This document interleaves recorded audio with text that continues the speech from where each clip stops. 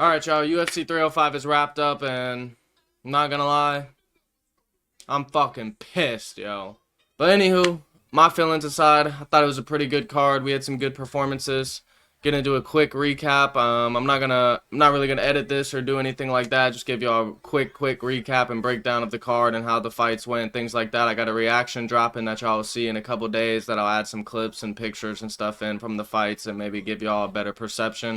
But by then, I'm sure y'all have already seen and kept up with what happened. I know I'm a little late. This is the morning after, but I was exhausted after the card and low-key in my feelings, man. But it is what it is. We're here now. We're going to recap it for y'all. Starting off with the main card, we had the Leech versus Carlos Prates, however you say his name. Bro is, he ended up KOing the Leech in round 2. Carlos is for real, man. He is for real on the feet. His distance control, his timing, his speed, and his power at that weight class it's a problem. I haven't seen him on the ground too much. I haven't seen him wrestle or seen his jiu-jitsu, but as far as being on the feet, bro is a problem to be reckoned with, and I think he can piece up a lot of the welterweight division. But hopefully we'll see him in a tougher matchup coming up and kind of see how well-rounded he is. And that was the first time the Leech has been knocked out too, so very impressive from Carlos. Good W by him.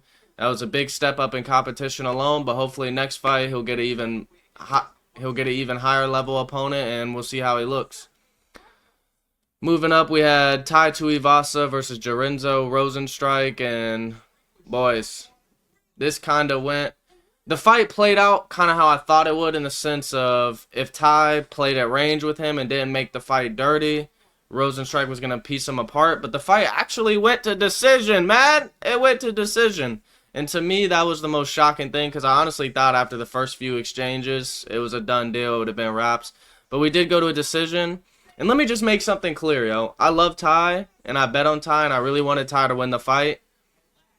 But whoever that judge was that gave Tai all 3 rounds, you're fucking bugging. Tai did not win a single round in that fight. Rosenstrike was able to stand on the outside. Tai was having trouble closing the distance and getting in the pocket with them to, exchange.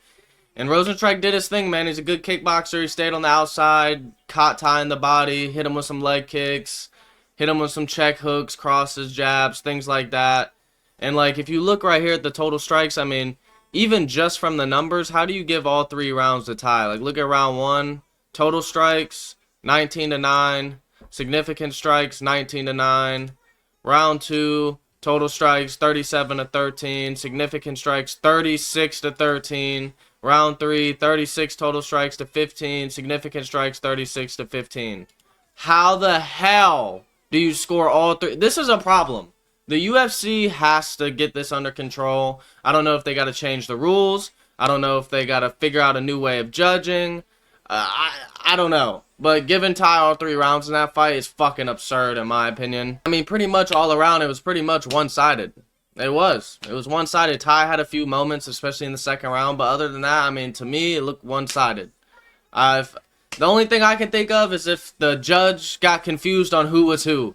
Unless he thought Tai was Rosenstrike, or Rosenstrike was Tai, or whatever. I don't know. Because there ain't no way you score all 3 rounds for Tai. I'm sorry. I love you, Tai, but there's no shot that should have been a split decision. Moving on.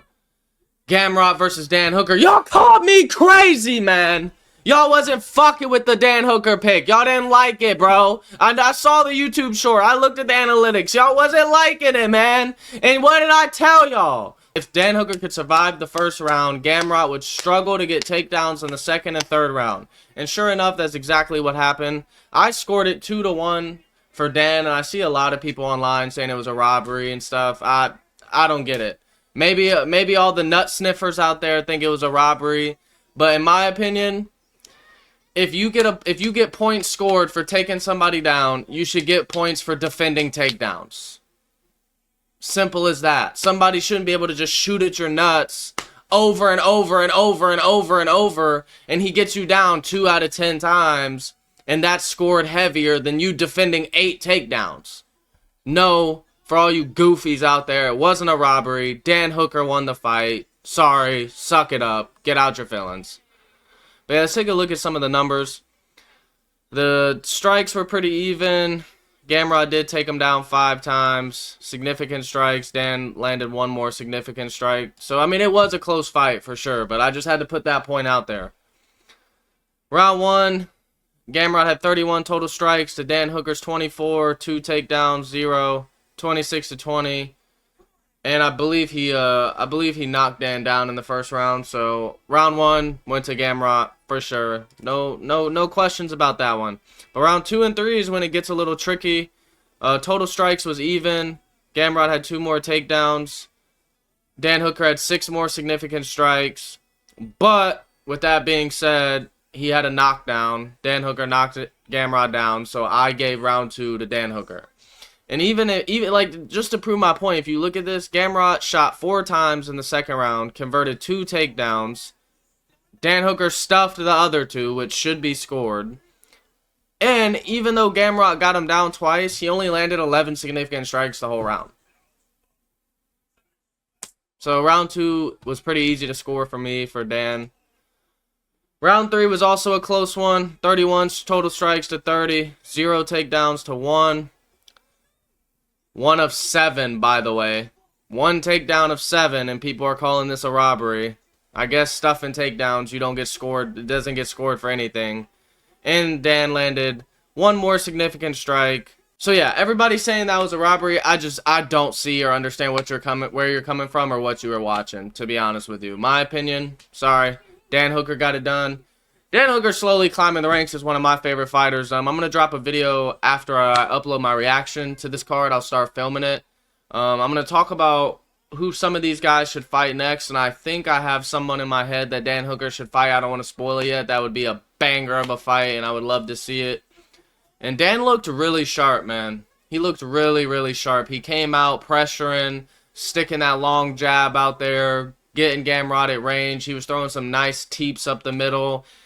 And even though it was a good fight, even though it was a war, it was a hell of a performance by Dan, and kind of Gamrot for that matter too. I don't think Gamrot looked bad at all. He looked pretty comfortable on the feet. He landed some shots, especially in the first round on the feet, that stung Dan a little bit.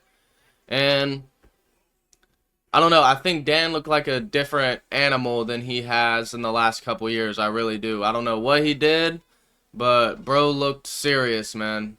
Dan looked serious, and if Dan comes out looking like that every fight, I think he could be a serious contender. I really do, and I think he could beat some of the top guys. I mean, Gamrot was a top guy, but I think he could beat some of the other top guys as well, or at least be very, very competitive.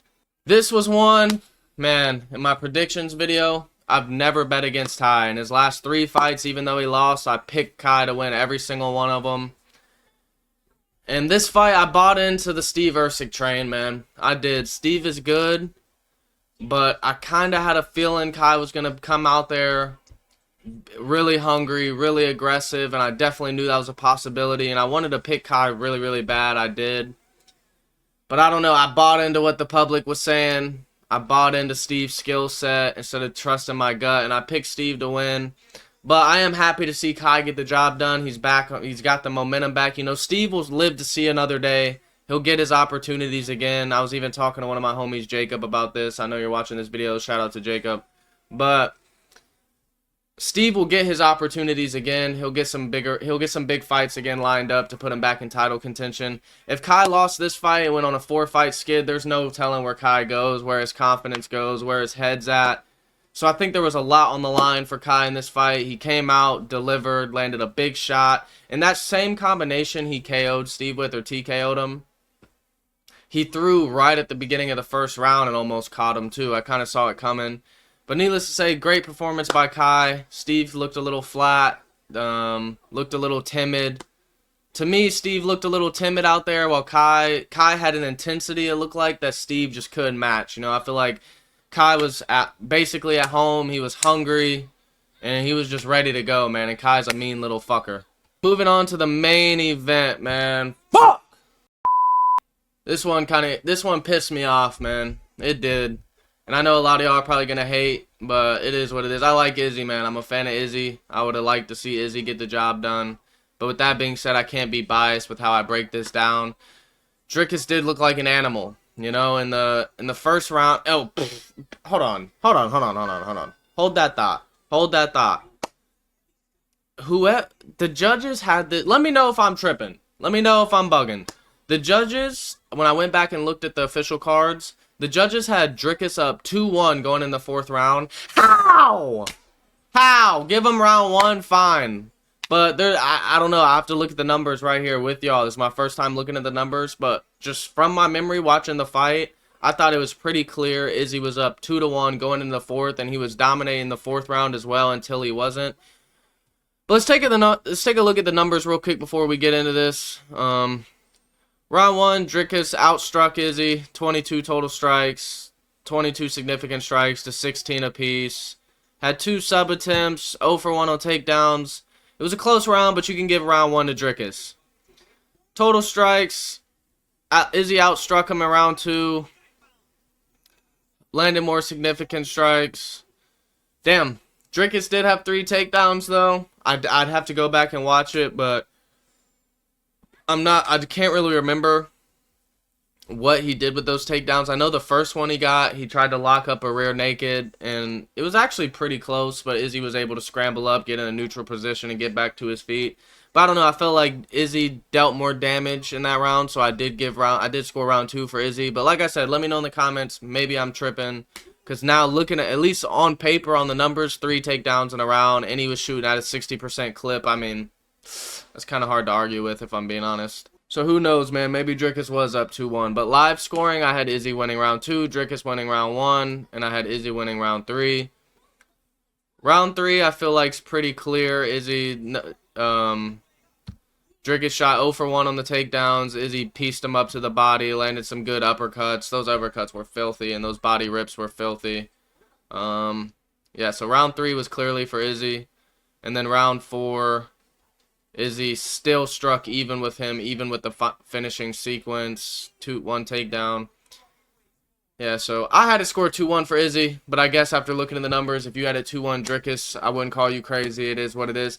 But Izzy looked like he was really coming on in round 3 and 4. He was landing really good uppercuts through DRICUS's guard. He was landing really good rips to the body. The only thing for me, I was even talking to a homie about this after the fight, is I wish Izzy would have capitalized on certain moments he had. He didn't look like he was feeling the danger. Like if you look at Izzy, I heard Justin Gaethje talk about this. If you look at Izzy against Alex Pereira, he was aware of the danger the whole fight, the whole time. He was locked in, ready. And I'm not saying he wasn't locked in this one, but I don't really feel like he felt much of a threat coming at him from DRICUS. And to me, it didn't look like there was a big sense of urgency. It almost looked like Izzy was out there to prove a point, you know, sticking him, rip to the body, uppercut. I don't know. And then when DRICUS was laying on the ground, I know you probably don't want to just jump in someone's guard, especially when you're piecing them up on the feet. But, you know, maybe try to do something, land some kicks to the thighs, kicks to the body, axe kick to the body, some hammer fists without jumping in his guard, something. He just let him stand up, and then DRICUS ended up being able to capitalize later on the round and get the job done. DRICUS also looked like he was slowing down, but with that being said, to me, in my opinion, Izzy looked like, even though he was taking over the fight in the later rounds and clearly winning, especially round 3 and 4, it looked like he was getting a little flatter too. You know, DRICUS is a tough guy to fight. He blitzes you, and you constantly got to move, and he has that real high guard. Even though he's a big-ass center block, DRICUS is hard to find. You know, people will touch him a little bit, but you haven't really seen him get completely rocked or dropped or anything like that. So kudos to DRICUS, man. What a performance. It was honestly impressive seeing him bounce back after getting pieced up in those later rounds and able to get the submission win. I don't really have much to say, to be honest. I wanted Izzy to win. DRICUS got the job done. DRICUS is an animal, man. And what does Izzy do from here? I don't know.